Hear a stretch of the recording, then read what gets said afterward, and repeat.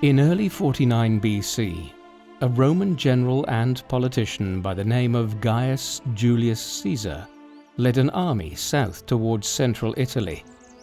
He soon reached the river Rubicon, a relatively small and shallow river for all the importance which it has taken on historically. By law, no Roman general was allowed to bring an army south of the Rubicon towards the city of Rome. Regardless of this prohibition, this is exactly what Caesar now planned to do. The crossing of the Rubicon was a pivotal moment in the history of Rome and of the ancient world. It signaled the beginning of a civil war which would bring about the death of the Roman Republic and the emergence of the Roman Empire. It was, in many ways, surprising that this was the case. 3.5 centuries earlier, a Celtic army had marched through this part of Italy and sacked the city of Rome. Back then, it was little more than a provincial town, unknown to most of the world. Its remarkable ascent in the period between when the Celts came through here and when Caesar made his decision to contravene Roman law and cross the Rubicon had seen the rise of a power that would come to rule most of the known world. This is the story of the Roman Republic and its rise and fall. There are two versions of how the city that would come to rule much of the known world first came into being. One is a myth, but makes for a colourful story. In this version, the city was founded by two twins, Romulus and Remus, on the banks of the river Tiber in the year 753 BC. The story is that the pair had been born from the union of Rhea Silvia, a Vestal virgin and daughter of the deposed king Numitor of Alba Longa, with the Roman god of war Mars.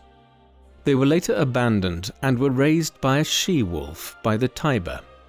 When they grew up, they gathered followers to them and founded the city of Rome around the 7 hills that lie at the center of the city. Romulus subsequently killed Remus after a dispute broke out about which hill the city should be centered on, following which he became the settlement's first king and named the city Rome after himself. Later, this foundation myth would be expanded by the great poet of the early Roman Empire, Virgil.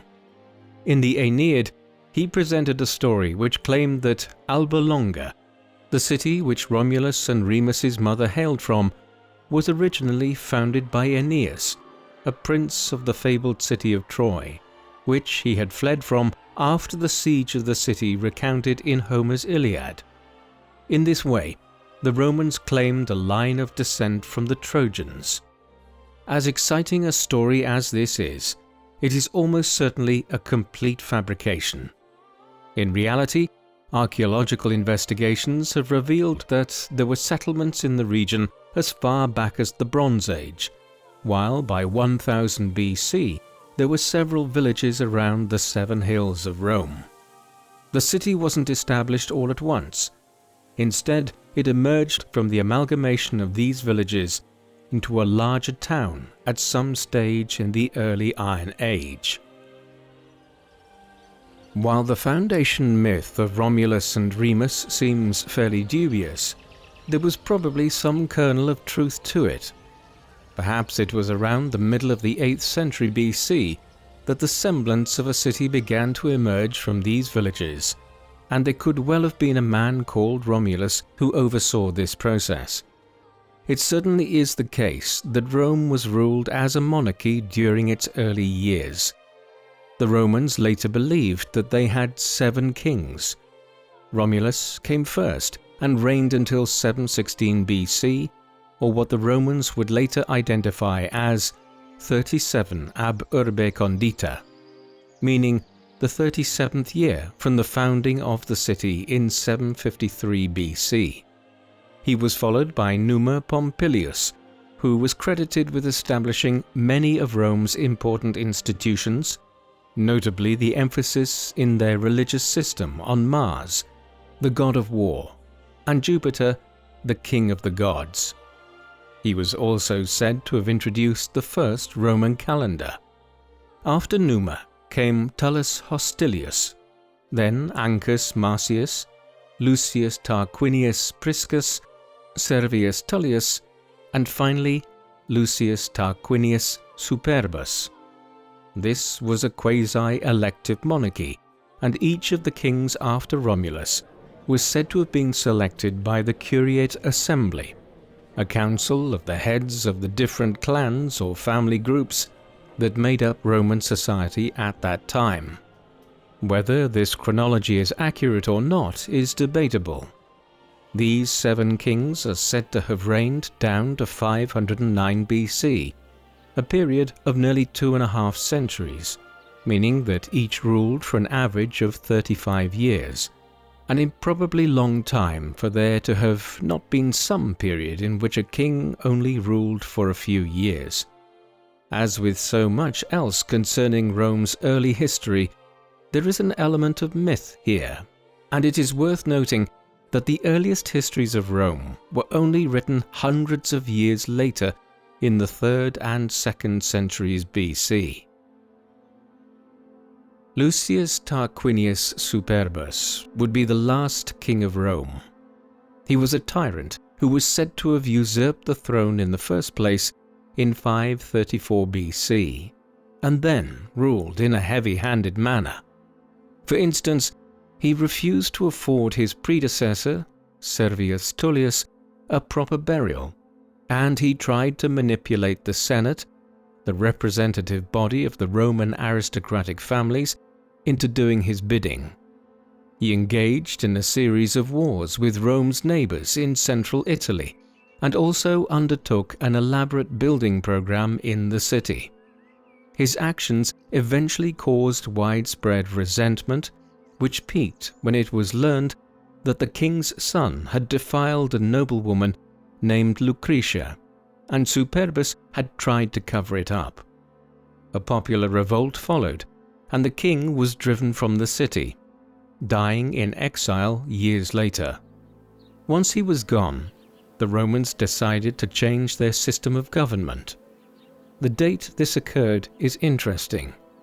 Tradition holds that it was 509 BC, right around the time that tyrannies and monarchies all over the Greek world were being overthrown and replaced with democracies.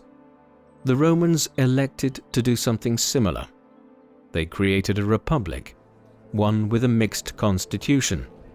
The Roman Senate, an assembly of several hundred men from the leading families of Rome, was the main deliberative assembly. The most senior magistrates were the consuls. 2 of these were elected each year and served for 12 months. Nominally, these had to be 42 years of age, though this rule was flouted on occasion. They also tended to come from the Patricians, the aristocratic families of Rome. Other officials included the tribunes, who had great powers over the management of the municipal government and who were primarily elected by the plebeians, the common folk of Rome. Thus, the Senate had more than an air of an aristocratic assembly, but this was balanced by more populist, democratic offices, such as that of the tribune. By the 5th century BC, as the fledgling Roman Republic began to take shape, there is a growing body of more substantial evidence available for us to reconstruct the history of the Romans. Prior to this, we are broadly reliant on a number of histories that have survived from much later, most notably the monumental History of Rome, written by Titus Livius, or Livy, in the 1st century BC. His Ab Urbe Condita, From the Founding of the City, is an immensely valuable work. That being said, he was broadly drawing on traditions of oral history, rather than facts which could be affirmed, when it came to describing the early history of Rome centuries later. As we move into the era of the Republic, there is more information available, and it often comes from multiple sources, meaning it is possible to verify it to an extent. For instance, we can say with certainty that early in the days of the Republic, the Romans decided to promulgate a comprehensive law code. This was drawn together and published in 449 BC on a series of 12 bronze tablets that were put up on public display in the Roman Forum, the large open market space at the center of the city. The 12 tablets would form the basis of Roman law and its social hierarchy for centuries to come. For example, the first tablets outlined the procedures and rules of the Roman courts. Other tablets outlined the rules around marriage, family arrangements, and land law. There were provisions for how individuals should be compensated if they had been wronged in some way by another. One rule even concerned the legalities of removing a tree if it fell onto another person's property. This concern for the minutiae of the law and for governance would be a cornerstone of how the Romans governed much of the known world in years to come, and our legal systems today are still greatly indebted to them.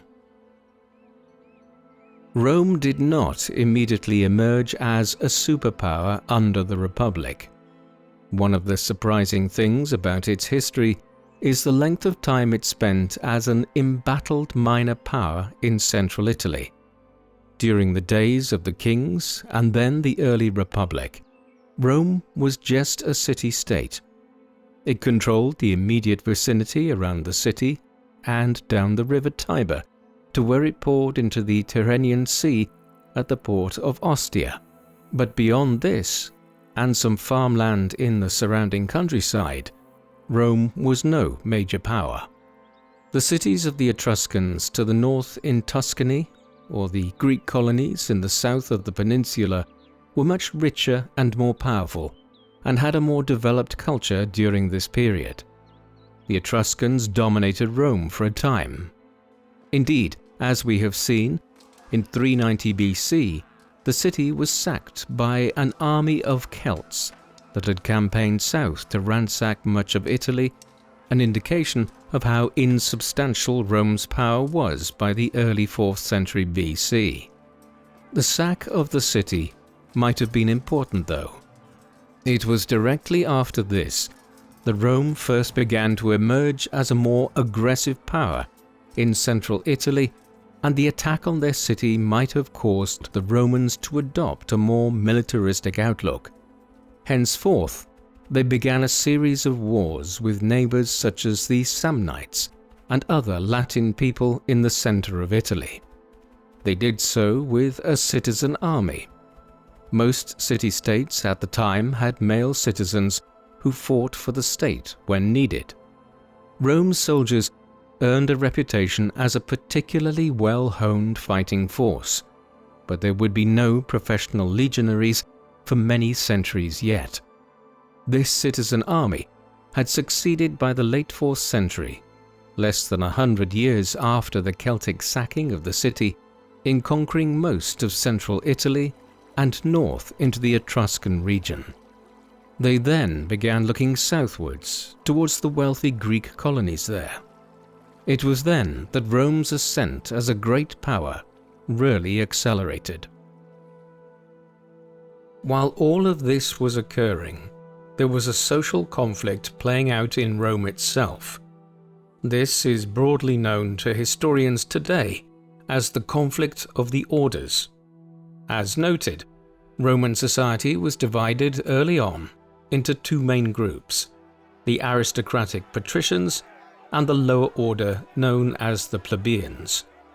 One's position as a patrician or plebeian was dictated by which family or gens a person hailed from. There were material differences as well. Early on in Rome's history, the patricians owned much of the land in the city and around it, and were much wealthier. In line with this, the patricians held a greater amount of power in the early years of the Republic, effectively making the city's government more of an aristocratic oligarchy than a proper democracy. This had led to tensions over time. One notable incident right around the time that the 12 tablets were set up in the Forum concerned the election of the tribunes of the plebeians. 10 of these were elected each year at the time. In this particular case, the patricians had manipulated the system so that some of the 10 spots were granted to patricians that year, causing understandable unrest amongst the plebeians.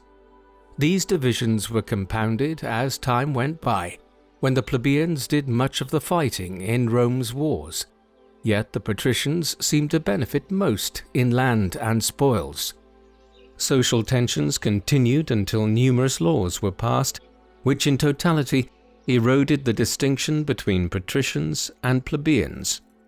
Eventually, the plebeians would come to occupy as great a place in Roman society as the patricians, and many plebeian families would become even richer than the patricians. However, the Romans were a conservative, hierarchical people, and even long after the conflict of the orders came to an end, with the passage of laws which blocked certain patrician powers in 287 BC, Romans continued to identify themselves as either patrician or plebeian. The conflict of the orders came to an end just as Rome was about to burst into the consciousness of the entire Mediterranean world. Following the conquest of central Italy and victory in the Samnite Wars, the Romans wasted no time expanding further south. The southern parts of Italy and the island of Sicily had been extensively colonized by Greek city-states like Corinth hundreds of years earlier, to such an extent that the Greeks knew this part of the world as Magna Graecia, Great Greece. Many of the cities here were wealthy on account of their extensive trade networks. Rome ended up at war with them in the late 280s BC, after it tried to muscle in on the territory of the port city of Tarentum, modern-day Taranto, in Apulia. The resulting conflict expanded until Rome and its Italian allies faced a coalition of the Greeks of southern Italy. Moreover, the Greeks enlisted the aid of King Pyrrhus of Epirus, the ruler of a Hellenic or Greek kingdom in what is now Albania.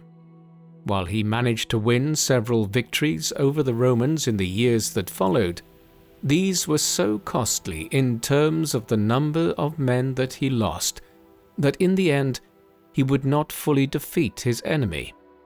This has resulted in his name becoming a byword for a very costly victory, a Pyrrhic victory.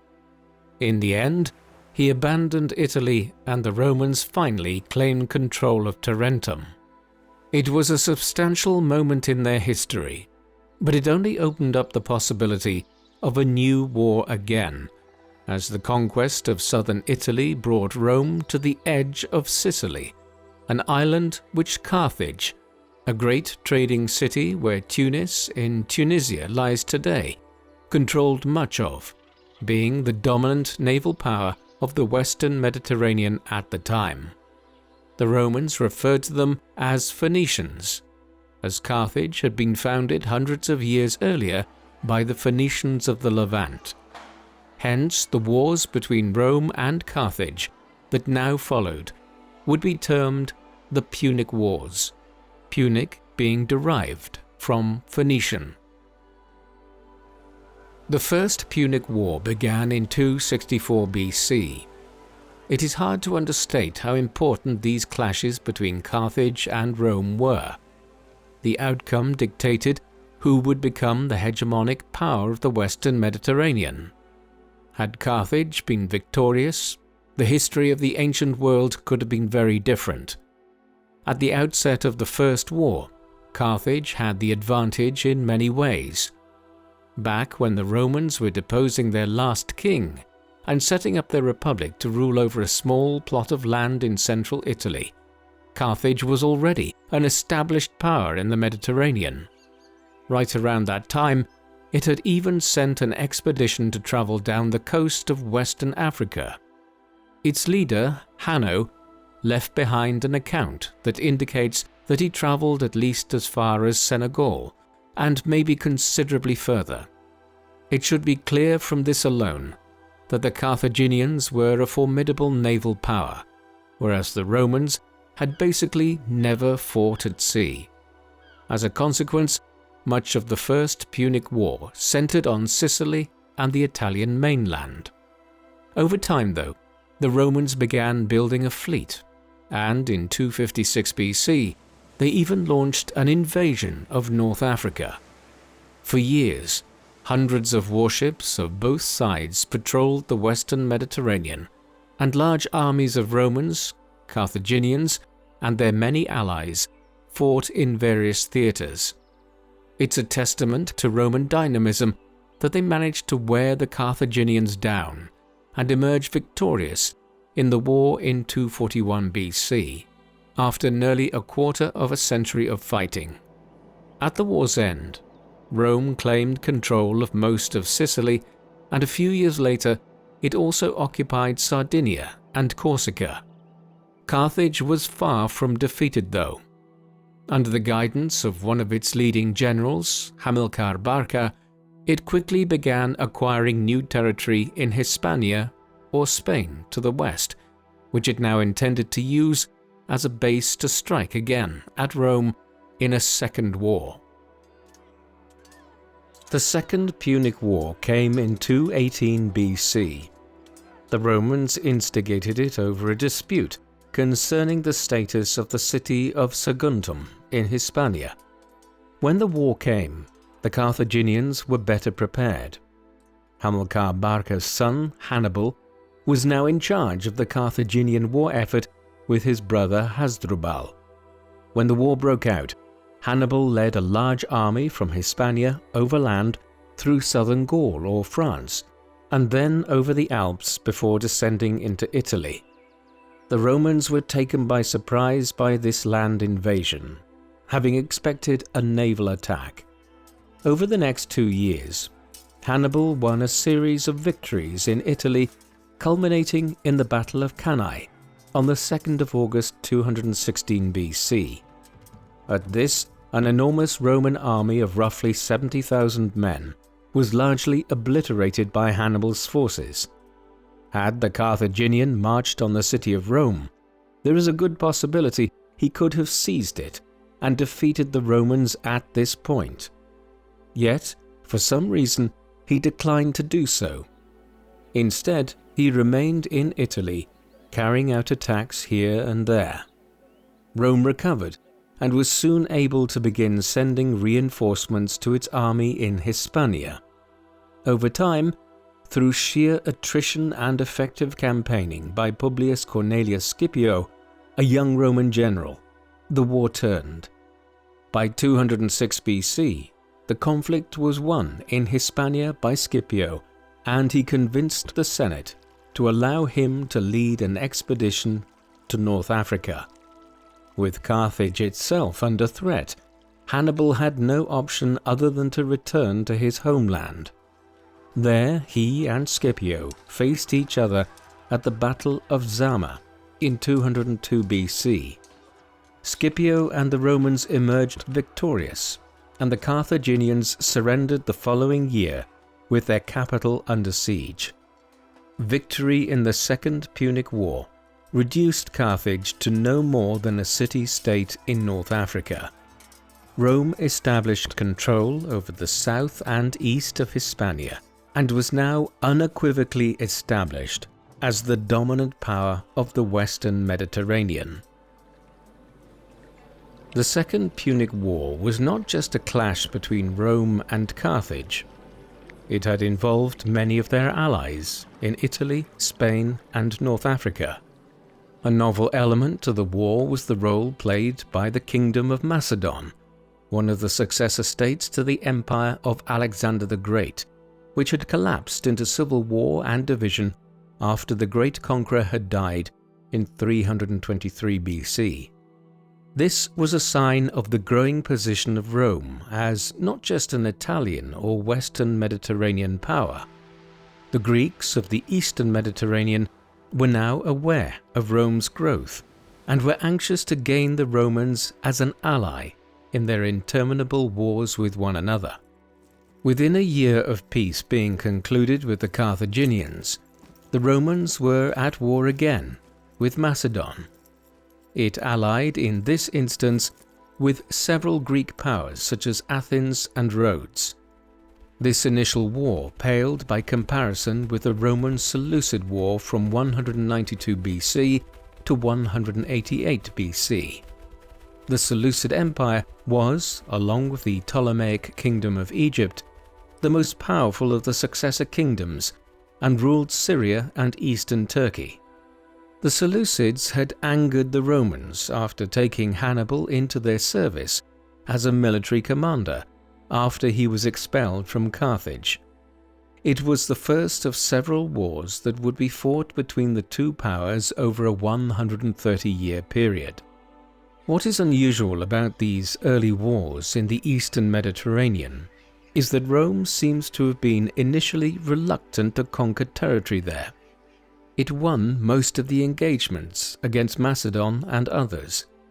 However, initially at least, it settled for taking large tributes as compensation and generally negotiated treaties which were favourable to its Hellenistic allies.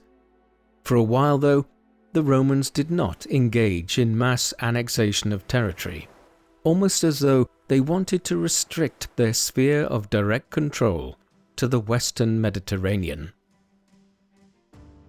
If there was a distinct episode which saw a shift in Roman strategic thinking in the Eastern Mediterranean, it came about during the Third Macedonian War, fought against the Kingdom of Macedon between 171 BC and 168 BC. After winning a comprehensive victory at the Battle of Pydna in central Macedon, the Romans elected to carve up Macedon's lands into a number of client states. These would rule parts of Macedon and Greece for Rome going forward. This form of clientage was typical of Roman rule under the Republic and early Empire. Rather than directly administering some territories, local elites did so on Rome's behalf and sent tribute to Rome. A period of unusual peace followed after this, as the Romans focused on reducing Hispania further to their rule. However, this was just the precursor to a period of unusual violence, even by Rome's standards. Although it had been reduced to a non-entity as a military and imperial power, Carthage had been allowed to continue as a city-state in North Africa at the end of the Second Punic War.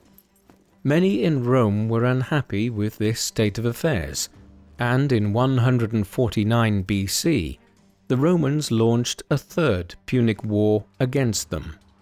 To call it a war possibly occludes the sheer brutality of this.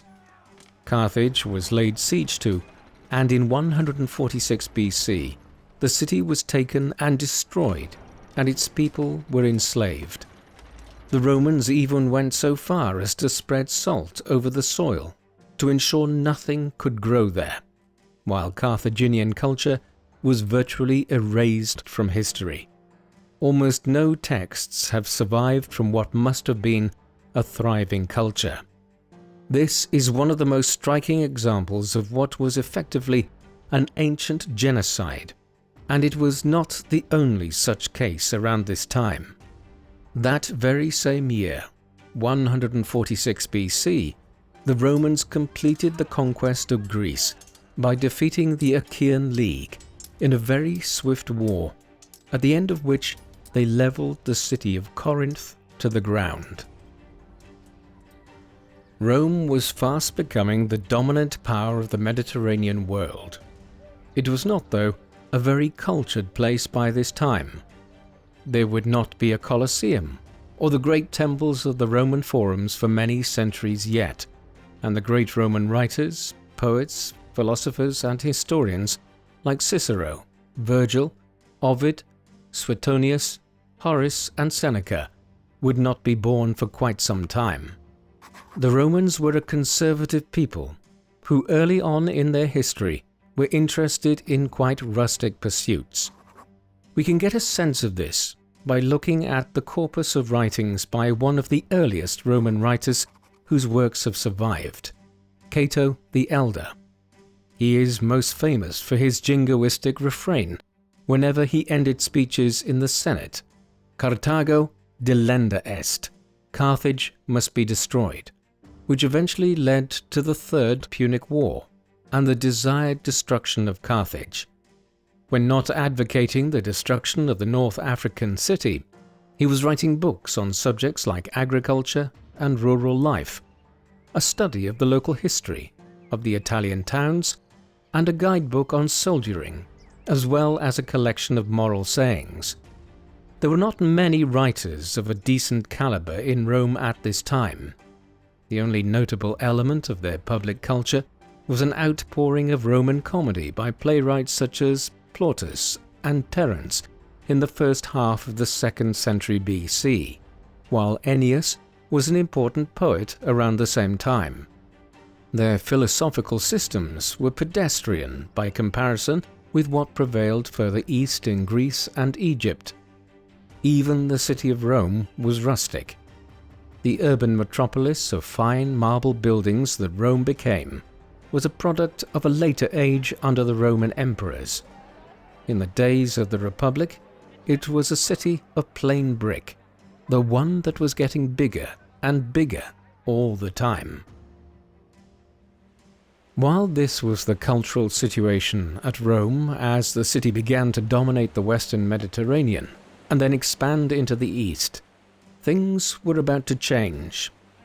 While Rome was conservative and rustic, it was also something of a cultural sponge. When it conquered different cultures, it absorbed elements of them. The gladiatorial games that Rome is famous for today most likely originated amongst the Etruscans to the north of Rome in Tuscany, before Rome conquered that region. Cato the Elder might have been a mighty defender of Roman culture and society, but his work on Roman agriculture, De Agricultura, was almost certainly derived to a large extent from a similar 28-volume study of agricultural life by the Carthaginian writer Mago. Now, in the 2nd century BC, as they expanded into the eastern Mediterranean, the Romans began to absorb all things Greek. Greek culture was far more developed and sophisticated than Roman culture, and before long, individuals like Cato were arguing that the Romans needed to resist Greek or Hellenic influences and maintain their own identity. They failed to do so. By the 1st century BC, the Romans had absorbed all manner of Greek cultural traits. The Stoic school of Greek philosophy, for instance, became particularly prominent in Rome.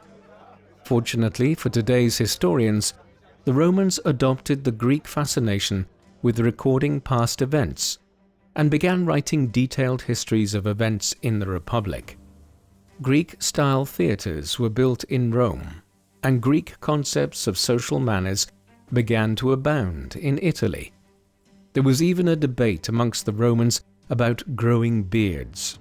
The Romans considered it uncivilized to have a beard, while the Greeks deemed it to be a sign of wisdom and maturity.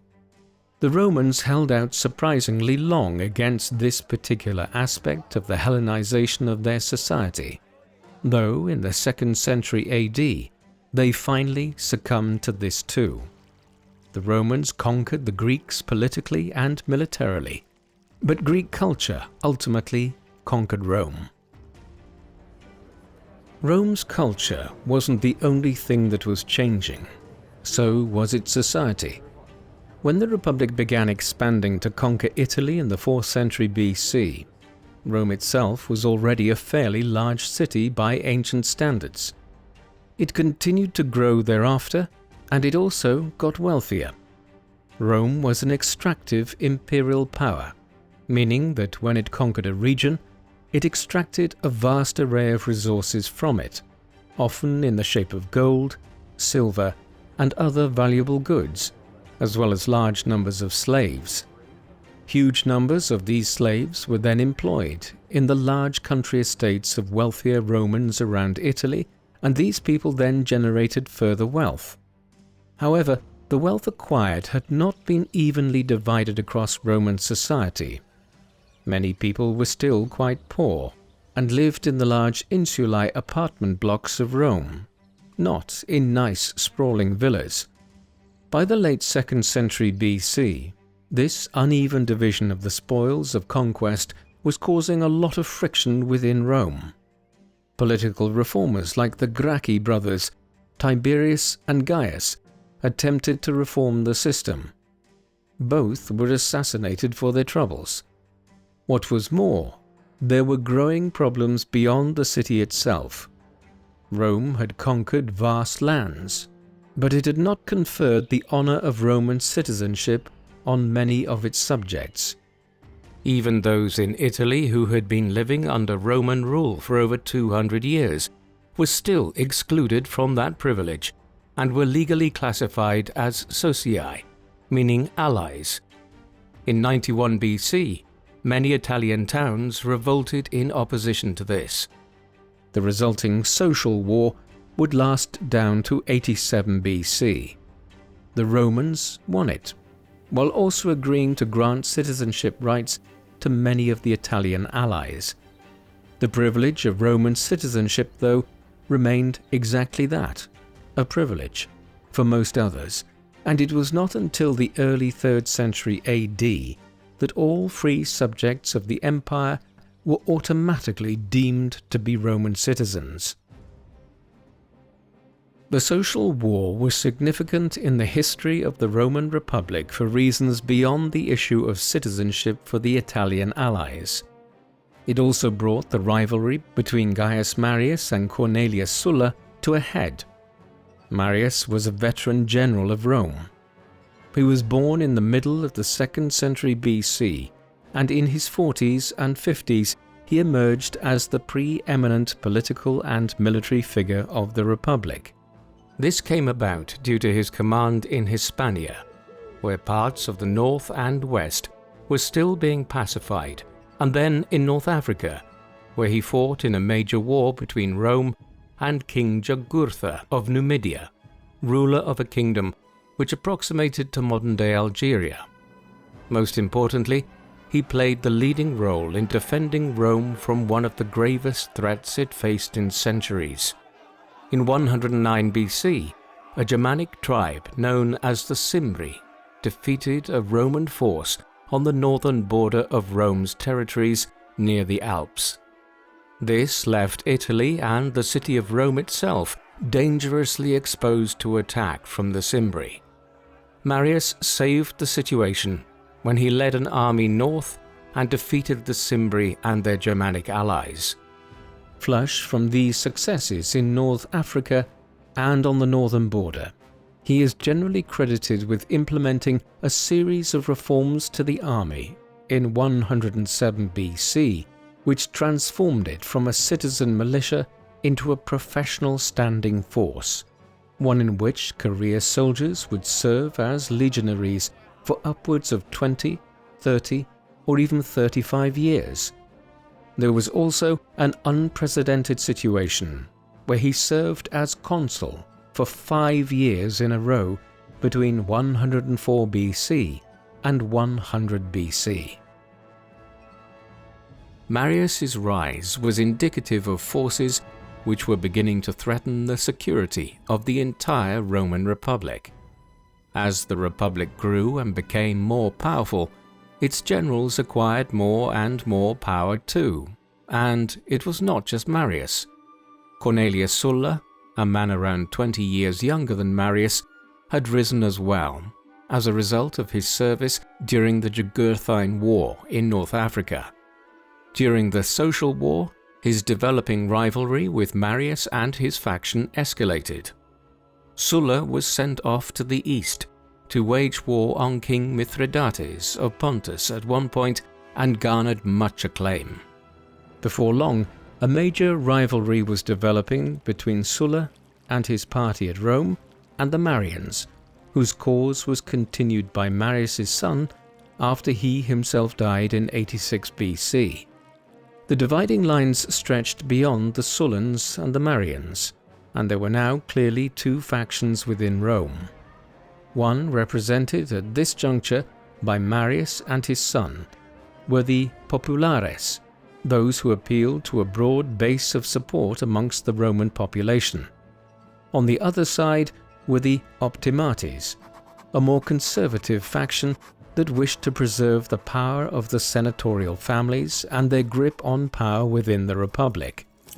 This spilled over in 83 BC to civil war between Sulla and the Marian faction. Sulla emerged victorious after marching on Rome and established himself with power of dictatores, a position within Roman law that allowed a person to assume immense power in an emergency. Sulla engaged in a series of purges of the Marians before ultimately renouncing the power of dictatores in 79 BC and retiring to his estate. He died the following year. The clash with Marius had not only indicated that the generals were now becoming far too powerful within the Republic, a question loomed over the whole episode as well. What would happen if someone came along and did exactly what Sulla had, but without renouncing absolute power? The civil war between Sulla and the Marians was important in more ways than one. It was the crisis which forged the subsequent generation of Roman generals and political leaders and their ideological outlooks. For instance, one protege of Sulla's during it was Gnaeus Pompeius, later known as Pompeius Magnus or Pompey the Great. On the other side, a young man by the name of Gaius Julius Caesar had barely avoided being executed in the proscriptions that followed Sulla's victory in the civil war, as he had been closely allied with the Marians. It would take time for Caesar to make his mark on the Roman world after Sulla's retirement and death. Conversely, Pompey quickly established himself as one of the new generation of emerging generals in the 70s BC. He was charged with leading an army to Hispania, where a Marian commander, Quintus Sertorius, had set himself up with a power base and was determined to resist the government's efforts to proscribe him. This was indicative of the last decades of the Roman Republic. There were frequently commanders who had gained control of a legion or two, who held control over a province for several years at a time, independent of the central government's control. Pompey earned his stripes defeating Sertorius, but it took several years to do so.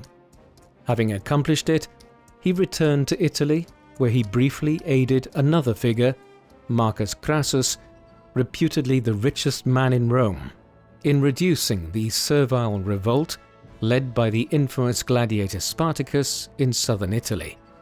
This was done by 71 BC.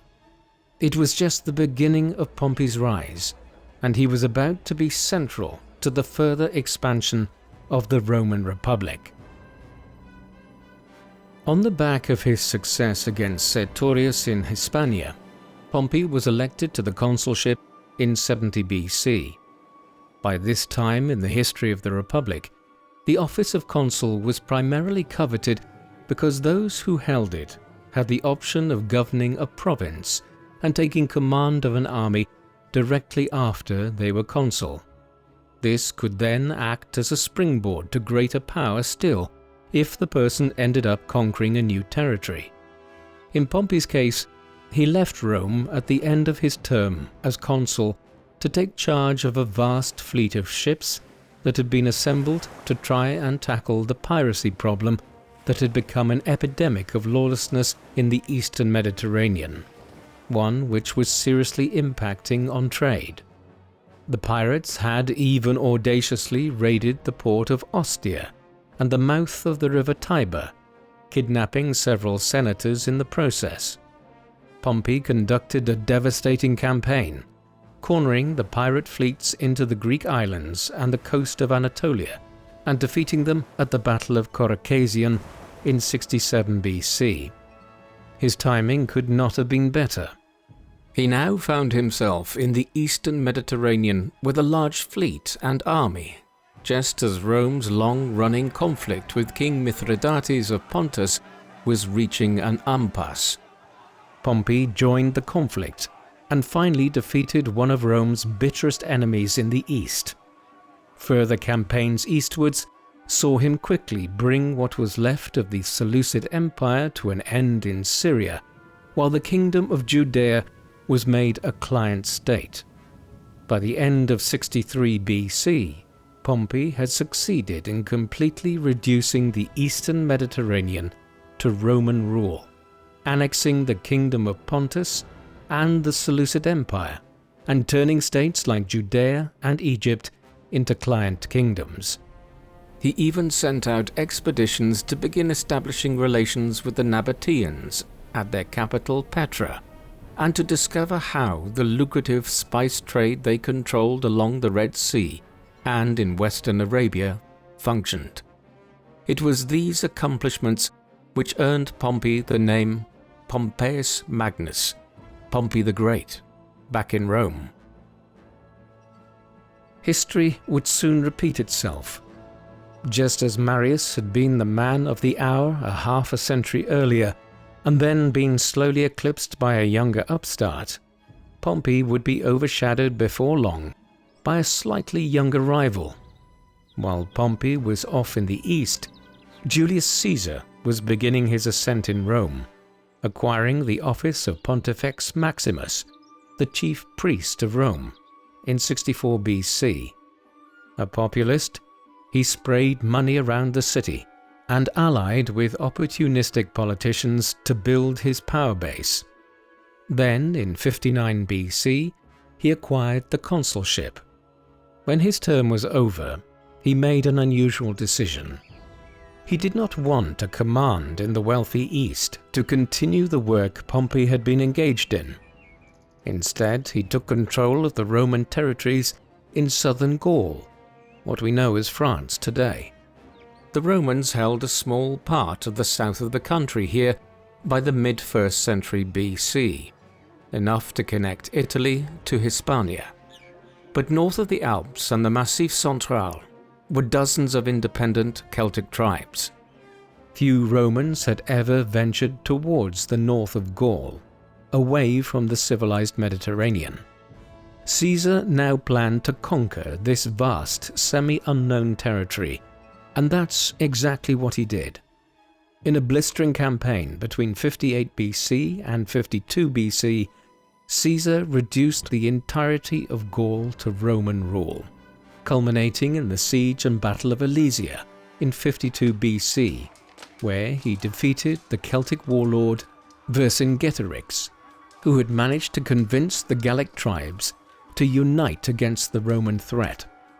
Caesar even crossed to Britain to evaluate the possibility of conquering it later. As word of all these conquests arrived at Rome, Caesar became the man of the hour, and like Marius before him, Pompey was in danger of becoming yesterday's news. The possibility of outright conflict between Pompey and Caesar, in the way that Sulla and the Marians had once clashed, had been temporarily reduced years earlier. In 60 BC, Pompey, Caesar, and Marcus Crassus, the wealthy Roman who had led the suppression of the revolt of Spartacus, had joined together into a political alliance known as the First Triumvirate. Through this, they had aimed to facilitate each other in securing more power within the Republic. Yet all knew that it was a tentative alliance, that each might exit whenever the circumstances suited them. To secure the alliance, Pompey had married Caesar's daughter Julia in 59 BC. The triumvirate did not last though. Firstly, Caesar's rapid conquest of Gaul put him into a stronger position. Then he also managed to begin acquiring greater power within Rome itself, as he sent lieutenants of his, such as Mark Antony, to acquire political offices in the city, even while he himself remained in Gaul. Then Julia died in 54 BC, scuppering the marital alliance between Caesar and Pompey. Finally, the third prong of the triumvirate was removed from the scene a year later. Rome's great emerging nemesis in the east was the Parthian Empire, which ruled over Mesopotamia and Persia. After serving his second spell as consul in 55 BC, Crassus had the idea that he could earn as much renown as Caesar, if not more, if he managed to conquer the Parthians. He had set off to the east with an army after his term as consul was up. However, it did not go as planned. In the heat of the Syrian desert in the summer of 53 BC, Crassus and his very large army of 7 legions was practically obliterated by the Parthians at the Battle of Carrhae, one of the worst military defeats ever suffered by the Romans. With this, the first triumvirate was all but at an end, and Caesar and Pompey were ever closer to conflict with one another. The march towards war between Pompey and Caesar was not just about these two individuals. There were factions behind them which reflected the wider systemic issues inherent in the Roman Republic for many years. Pompey had, in many ways, inherited the mantle of his former mentor, Sulla, as head of the Optimates, the conservative faction within the Senate.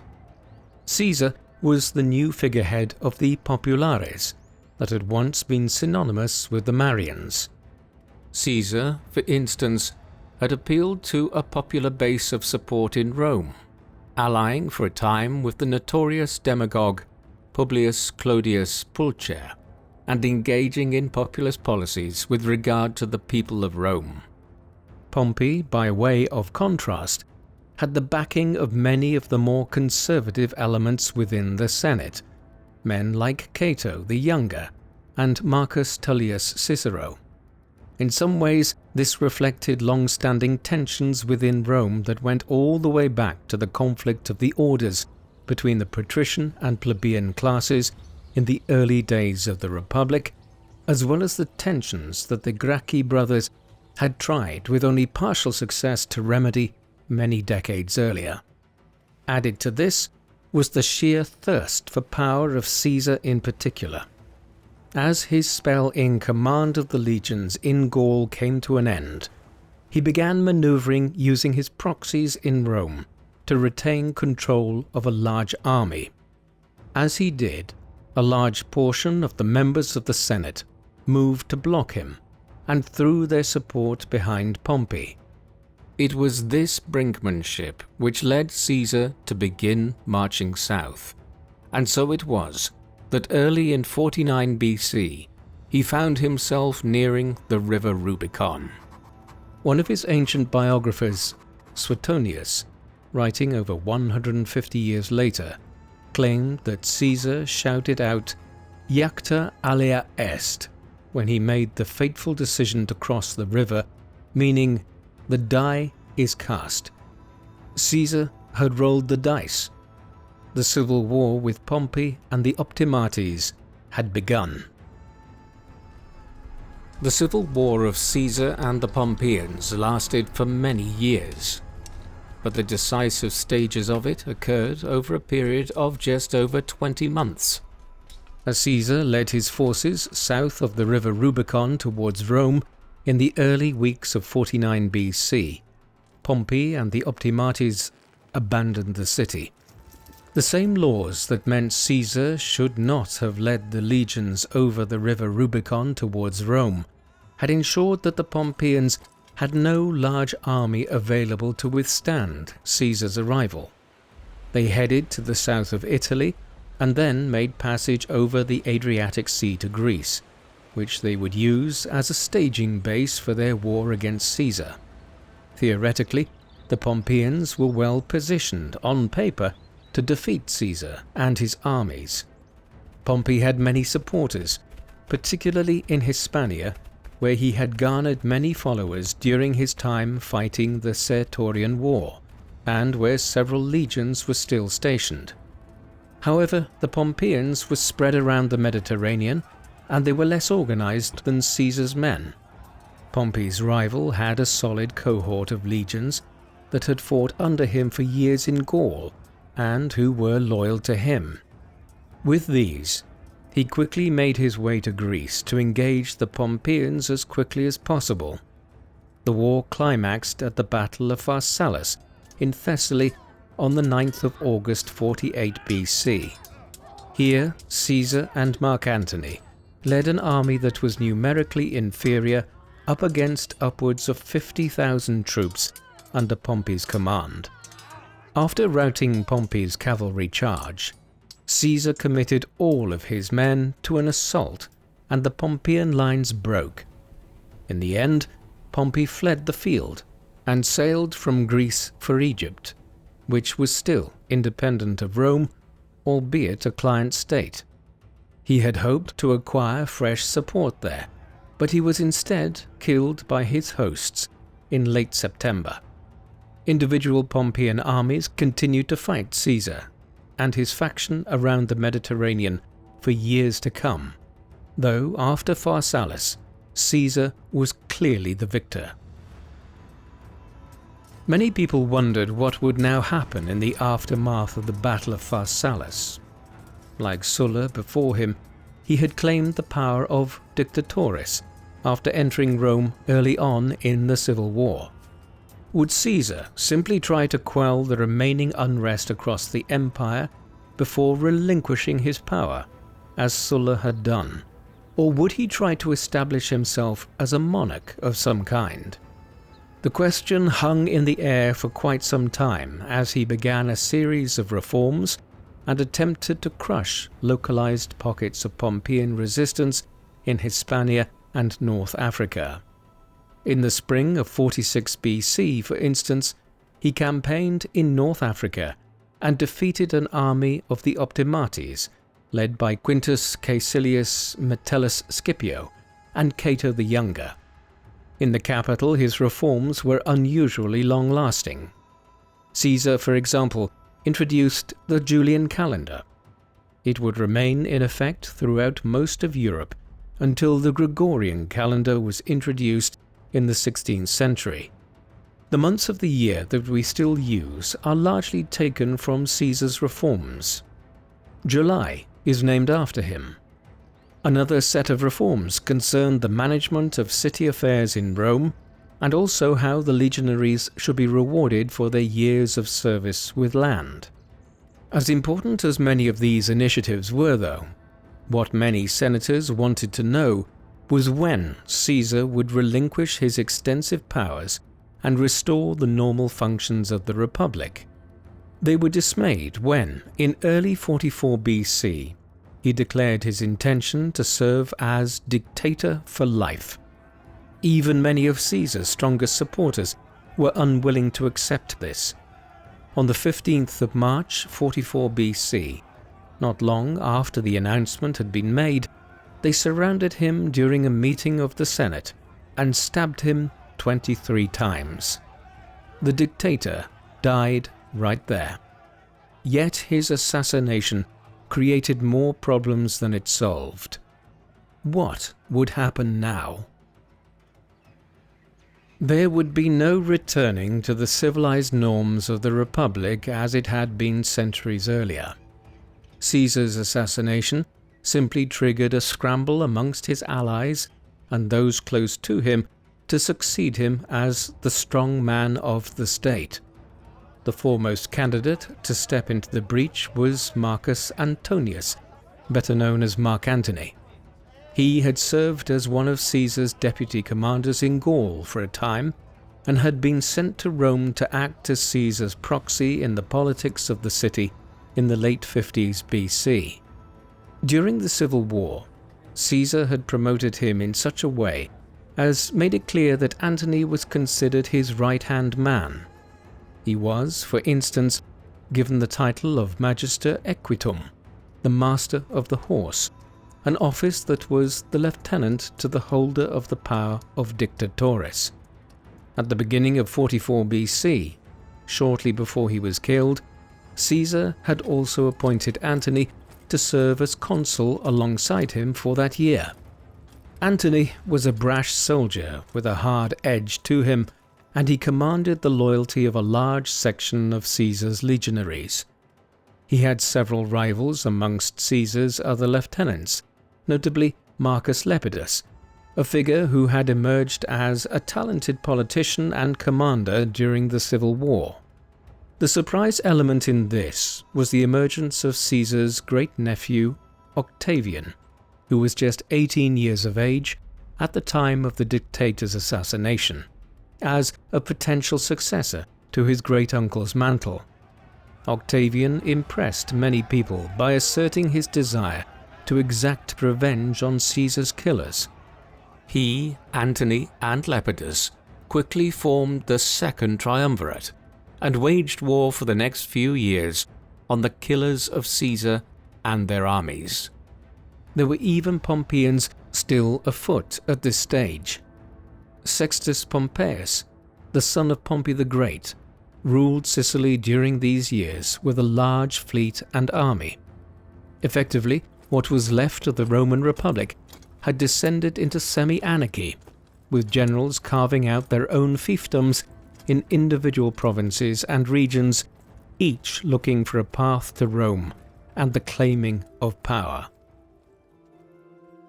During the course of the 30s BC, the Second Triumvirate largely fizzled out, and as individuals like Sextus Pompeius were defeated one by one, the politics of Rome began to descend once again into two factions squaring off against one another.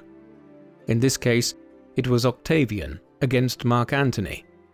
As with the first triumvirate years earlier, a marriage alliance had been introduced to bind the two men closer together. Mark Antony had married Octavian's sister, Octavia, in 40 BC. This did not have the desired effect, and the union became a source of conflict rather than harmony. The problem stemmed from Antony and Octavian's decision to divide up the Republic and its provinces into spheres of influence between them. Octavian would have oversight of the western provinces from Rome itself, while Antony planned to head east and oversee a campaign against the Parthian Empire. He used Egypt as a staging base for this, and while he was there, he became involved in a relationship with the Queen of Egypt, Cleopatra, a former lover of Caesar's. She soon bore Antony children, events which embarrassed Octavia, to whom Antony was married at the same time. These developments caused a lot of bad blood between Octavian and Antony. For a time, they had their respective concerns in the western and eastern Mediterranean, which kept them away from each other. But when Sextus Pompeius was defeated and killed in 35 BC, and when the war against the Parthian Empire did not produce the sought-after results in the east, the pair began to prepare for a final showdown. The ancient sources, doubtlessly aware that the emperors needed to be flattered in any age, and that Octavian was ultimately the founder of the imperial system, were inclined to favour him in their interpretation of the events that followed.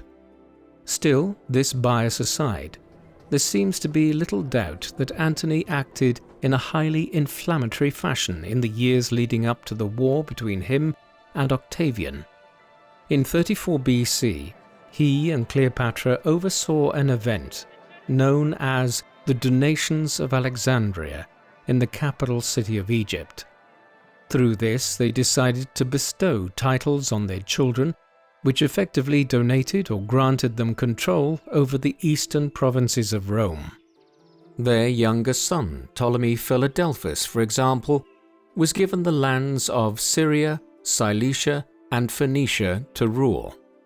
These were Roman provinces, and to any senator in Rome, the donations sounded like a clear effort by Antony to establish himself as a monarch of the eastern provinces.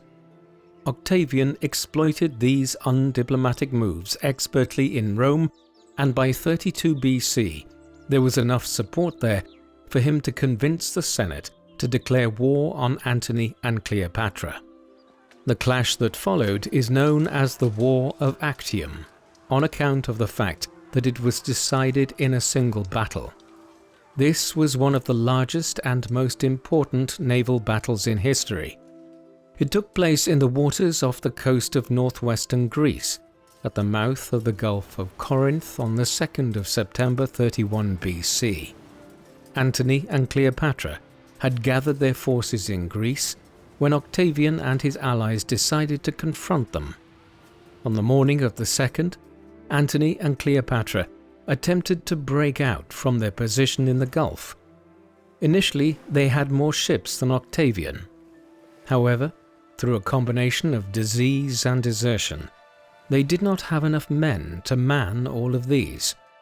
Hundreds of ships were involved in the engagement that followed.